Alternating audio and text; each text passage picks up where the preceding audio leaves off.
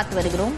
திரைப்பட தயாரிப்பாளர் ஆகாஷ் பாஸ்கரன் தொடர்பான வழக்கில் பதில் மனு தாக்கல் செய்வதற்கு தாமதமானதால் அமலாக்கத்துறைக்கு 30,000 ரூபாய் அபராதம் விதிக்கப்பட்டிருக்கிறது. இது தொடர்பான விவரங்களுடன் செய்தியாளர் மதன் இணைந்திருக்கிறார். மதன், வழக்கின் பின்னணியை விவரிக்கலாம். லாவண்யா, சினிமா தயாரிப்பாளர் ஆகாஷ் பாஸ்கரன் மற்றும் தொழிலதிபர் விக்ரம் ரவீந்திரன் ஆகியோருக்கு சொந்தமான இடங்களில் அமலாக்கத்துறை சமீபத்தில் சோதனை நடத்தியது. அந்த சோதனையின் முடிவில் ஆகாஷ் பாஸ்கரன் இருந்து ஆவணங்களும் பறிமுதல் செய்யப்பட்டது.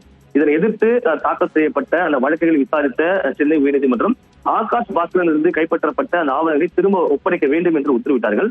அது மட்டும் இல்லாமல் மேற்கொண்டு எந்த ஒரு நடவடிக்கையும் எடுக்கவும் ஒரு இடைக்கால தடையும் விதிக்கப்பட்டது. இந்த நிலையில்தான் இந்த வழக்கு இன்று மீண்டும் நீதிபதிகள் MS ரமேஷ் மற்றும் லட்சுமி நாராயணன் அமர்வு விசாரணைக்கு வந்தது.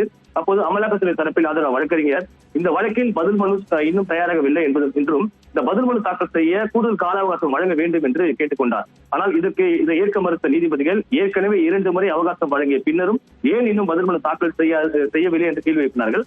இது சரியான நடவடிக்கை அல்ல என்றும் அமலாக்கத்துறைக்கு தங்களுடைய அதிருப்தி தெரிவித்தார்கள். ஒருங்கிணைந்த பதில் மனுவை தாக்கல் செய்ய உள்ளதால் ஒரு முறை மட்டும் அவகாசம் வழங்க வேண்டும் என்று அமலாக்கத்துறை தரப்பில் கோரிக்கை வைக்கப்பட்டது. ஆனால் இதையும் ஏற்க மறுத்த நீதிபதிகள் ஒரு மனுவுக்கு தலா 10,000 ரூபாய் வீதம் 30,000 ரூபாய் அபராதம் விதித்து தற்போது உத்தரவு பிறப்பித்தார்கள். இந்த தொகையை சென்னை உயர்நீதிமன்ற தலைமை நீதிபதி நிவாரண நிதிக்கு செலுத்த வேண்டும் என்றும் உத்தரவிட்டு இந்த வழக்கு விசாரணை மீண்டும் ஆகஸ்ட் 20ஆம் தேதிக்கு தள்ளி வைக்கப்பட்டுள்ளது. லாவண்யா, விவரங்களுக்கு நன்றி மதன்.